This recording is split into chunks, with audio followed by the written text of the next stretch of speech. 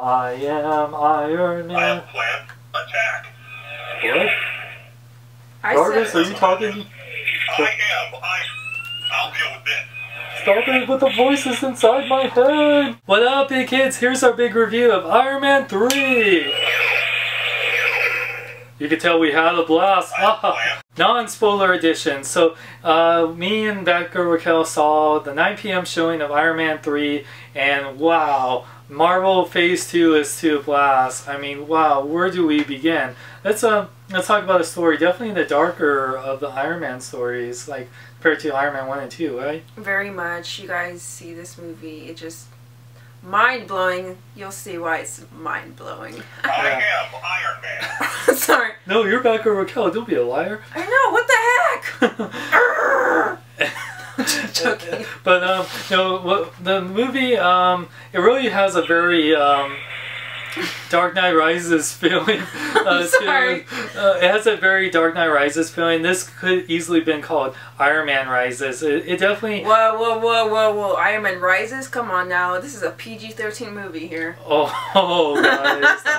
But he does rise anyway because he flies anyway. Of course he rises when he sees Pepper Potts. Oh yeah.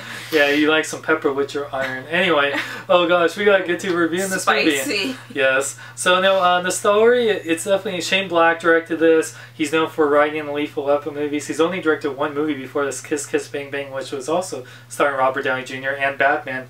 Val Kilmer Batman. Anyway, that movie was cool, but Shane Black likes to make Christmas movies. He knows a lot of Shane Black movies take place during Christmas. So this is the first Marvel movie to be a Christmas movie because this took place during Christmas.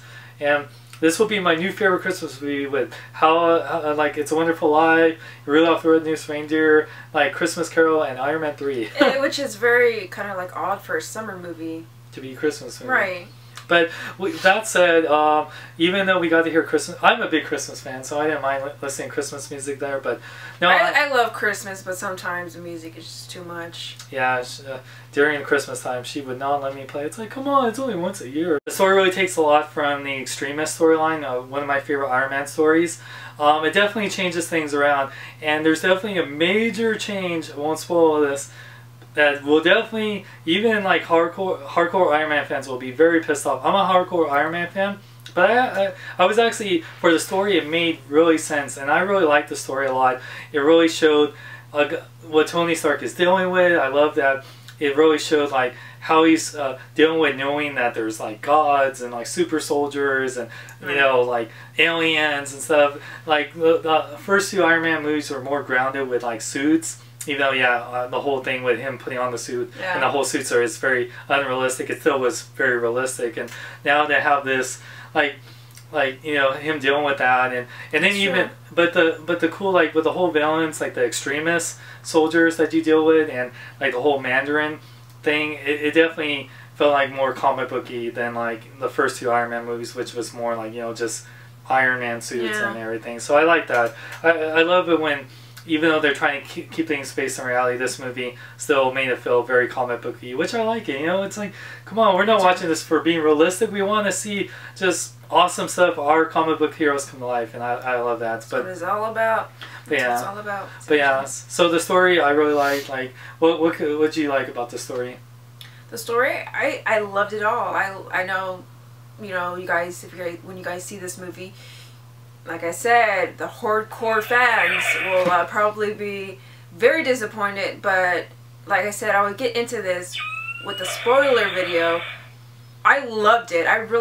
This is the best Iron Man movie they've made, and I'm sorry if fans, you guys are watching this and disagree with me. That's fine, because I know what I love, and I love this movie, and it's a must. It's like an 80s action movie. Yeah, which Shane Black made Lethal Weapons. Yes. And, yeah, well, he wrote them, but you know. Right, so you know what? I have no problem with that because a lot of people want 80s movies to come back. So I love it. Me too. I love the 80s and 90s movies, so you know what? This movie is a must. So you guys go watch this movie. You guys will love it if you guys love 80s movies. If you guys, you know, are okay with, you know, the storyline being not accurate to the comic, You will love which this. what comic book movie is anyway. Right. Which Well, yeah, literally, believe you me, like we'll you talk guys, about that in the spoilers. Yeah. Right. It's like I'm a big Batman fan. You guys know, if you guys don't know my I channel. thought you said Batman attack. What? Batman wants to attack. What? I know, he's just like, you're not talking about Batman of BatgirlRaquel.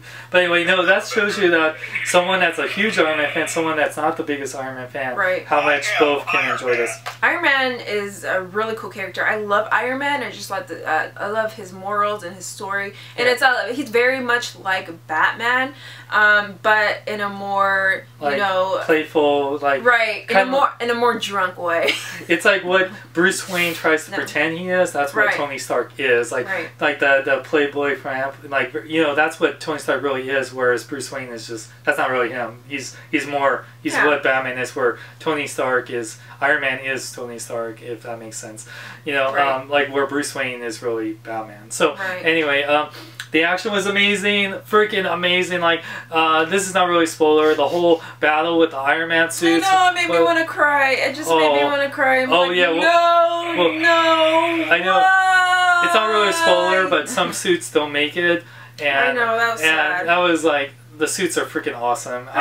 You feel like the suits have like feelings, like I know. they have a soul, and I mean, it's kind of like Jarvis, and I always felt Jarvis had feelings. So. Yeah, it's like, you know, I felt really bad for the suits, what happened to the suits, and I'm like, no, I'm like, they have feelings too, you know, I know they're just robots, you know, robots have feelings. You know? Oh, I know.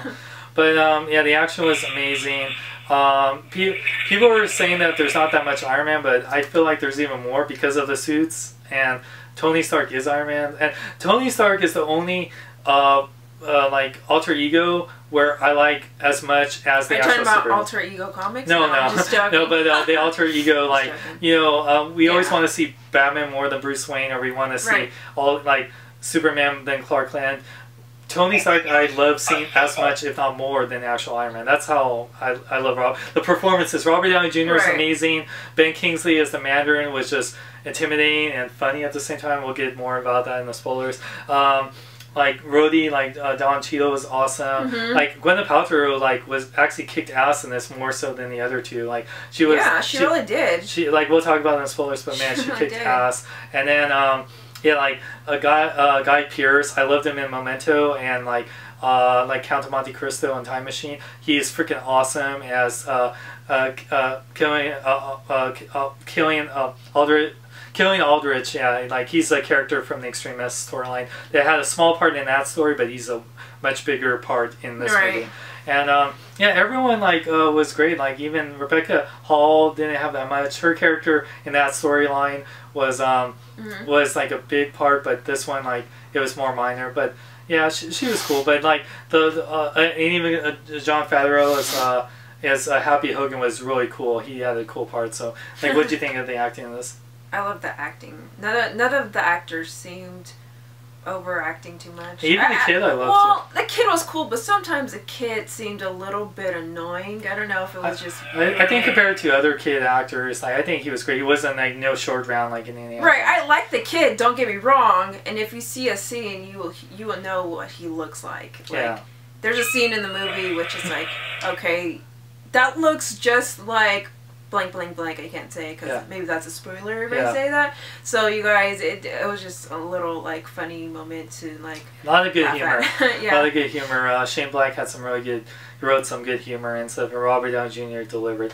Anyway, we'll talk more about it in a spoiler video if you guys don't care about spoilers.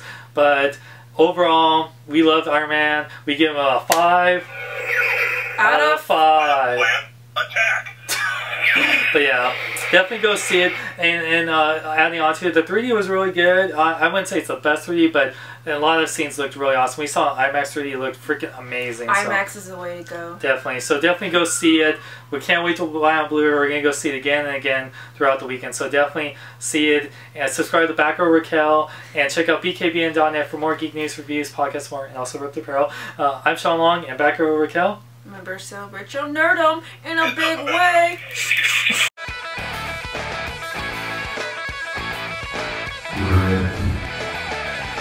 Go to bkbn.net. Go to bkbn.net.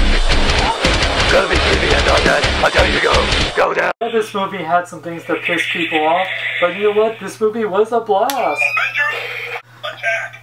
Oh. Sorry. Okay. Enough, Avengers. That's not fair. Yours is longer than mine, but okay. But the story really the story really takes a lot. Avengers, assemble. I swear I'm not doing anything. Oh my god, I can't believe this. I'm not keeping that even as out.